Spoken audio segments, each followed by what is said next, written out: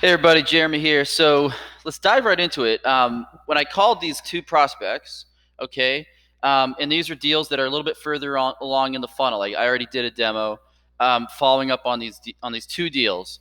The first one, I called them up. Rather than being passive and just doing email and playing this email bullshit game. I called them up, like let's go, let's move this deal forward, man. So I called him up and got him on the phone, you know and now all of a sudden, since I called him, when he threw out an objection via email, it's a lot easier, giving yourself a better chance to isolate the objection, better understand, is it a real objection, where is this objection coming from. You can better understand, have a better conversation over the phone rather than just emailing back and forth like a moron.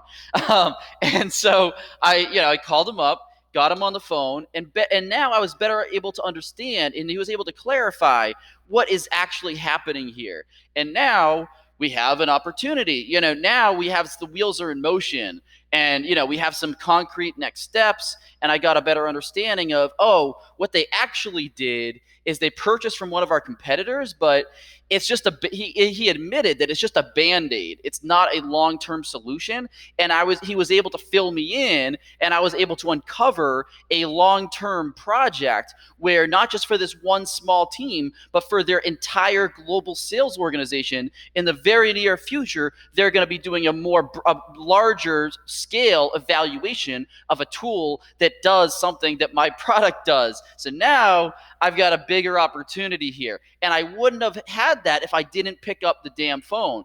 The second deal, where I did this, got a little bit of an objection, some resistance after I did the initial discovery and demo.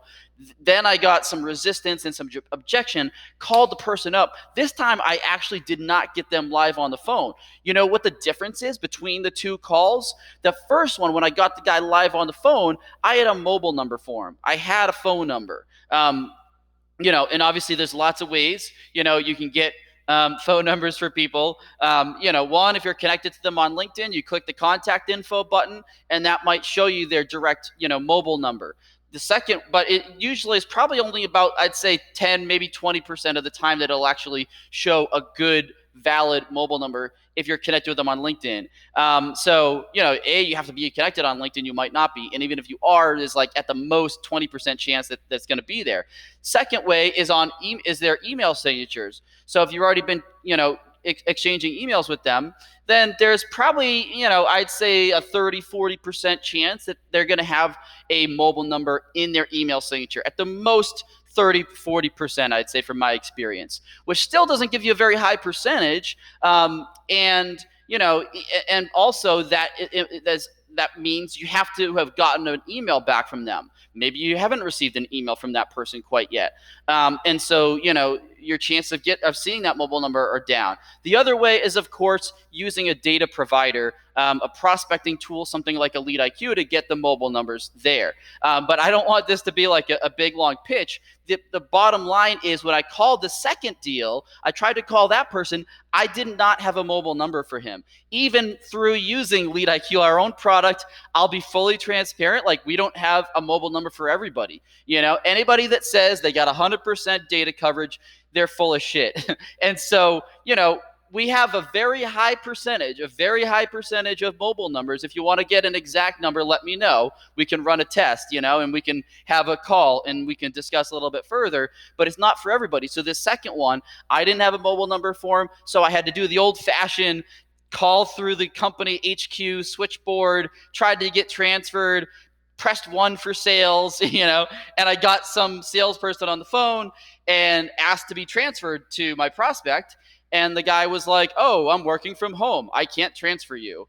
And so that's it. Like, I was not able to get through to that second prospect. So, long story short, we got 3 takeaways on this video. First takeaway is the phone still works. So it still does work, because with that first deal, I now have a large scale, opportunity across the entire sales organization to sell into because I picked up the phone. So the phone still does work. That's the first takeaway. Second takeaway is it's not just for prospecting. It's not just for top of the funnel cold outreach. Okay. I already did a demo, a very thorough demo and discovery with both of these deals, but I picked up the phone to get them moving forward because, yeah, in a perfect world, every single deal is going to just move through the funnel perfectly. And you move from one step of the funnel to the next, and you never end a call without having the next call scheduled on the calendar. So you never would have to cold call, you never would have to call out of the blue,